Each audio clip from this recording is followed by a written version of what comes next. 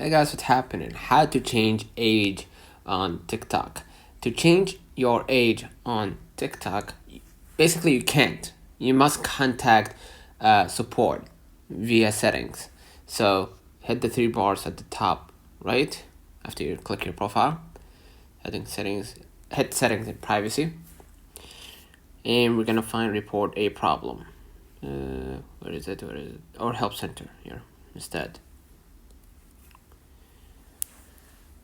Where we gonna report a problem, right?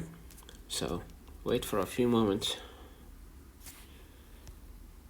Let me switch to a different network so that it may work. Okay, again.